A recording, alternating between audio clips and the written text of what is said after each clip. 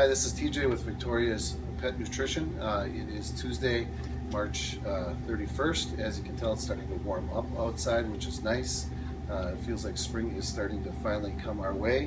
What we want to talk to you about today is a couple things. The first one is something called IBS, irritable bowel syndrome. What irritable bowel syndrome is a very generic term that they give to people or pets who have basically some sort of digestional tract issues, and they really aren't sure what it is. So it's a very generic term that they throw around when they're unsure of a diagnosis of what's happening with your body or your pet's body. So there's a multitude of different things that can cause IBS, and I'm just going to kind of go through a few of them real quick here. Your pet's diet can be a huge cause of IBS, especially if they have an allergy to something.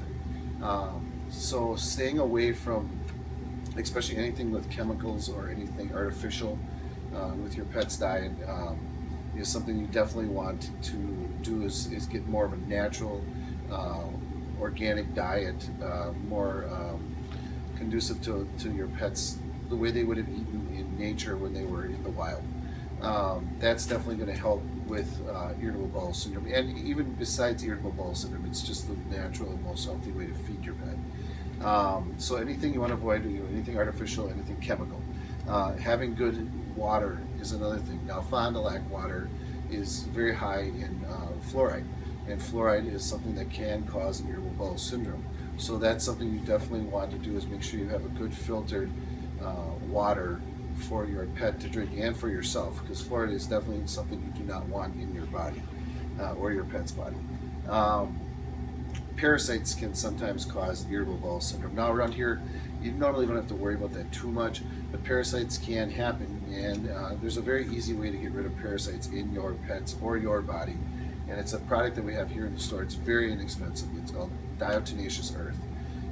It's a product you can use. It's a very versatile product. You can use it inside by your body by drinking it, or it's something that you can sprinkle around your house if you ever run into a flea issue, or in your yard or on your pets. You can put it as far as for getting rid of fleas. You can drink it, your pets can drink it. It's perfectly safe. It's an amazing product.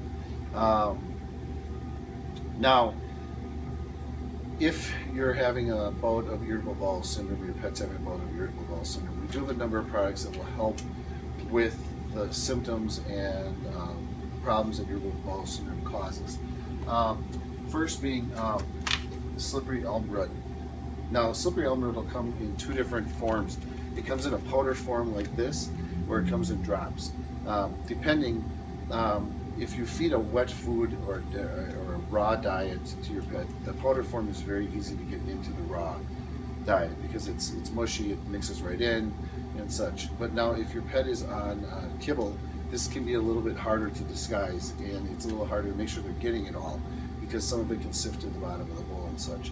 That's where the drops are nice. You just fill up the dropper, squirt it in their mouth, and then make sure they've swallowed it, and then you know that they've gotten their dosage of slippery elm root. What slippery elm root does is it's an anti-inflammatory. So when irritable bowel flares up, a lot of times what you have is the inflammation sets into the intestinal tract, and then that can cause the irritable bowel. The other thing what slippery elm root does is it's a relaxant. So it helps relax the nerves from overfiring in the digestional tract in you or your pet.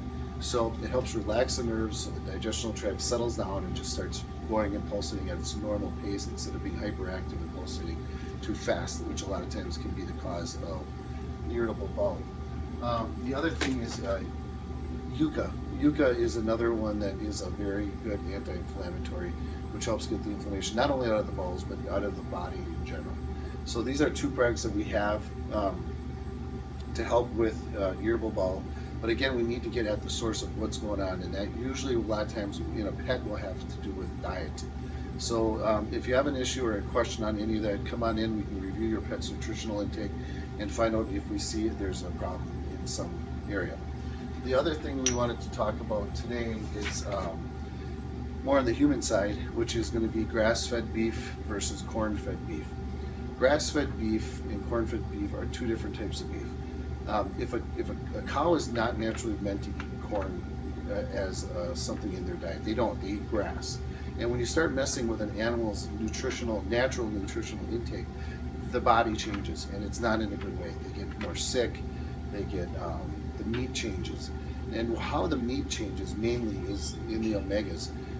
Grass-fed or corn-fed beef, will have a 6-to-3 ratio. The omega 6-to-3 ratio will be 20-to-1, meaning there's 20 part 6s and 1 part 3. Now, a quick lesson on omega 3s and 6s is that the omega 6s are inflammatory, the omega 3s are anti-inflammatory. Now, you do need some omega 6s to have an inflammation response, like if you sprain your ankle or you cut your finger, but too much is not good because it starts causing inflammation in the arteries, the eyes, in the capillaries, things like that. So the most you want for a ratio of omega 3 to 6s is going to be 4-to-1. So you want 4 part 6, 1 part 3. Grass-fed beef, now, when the cow is naturally raised, they eat grass. So it's healthy for the cow, and the meat and everything will develop naturally like it's supposed to.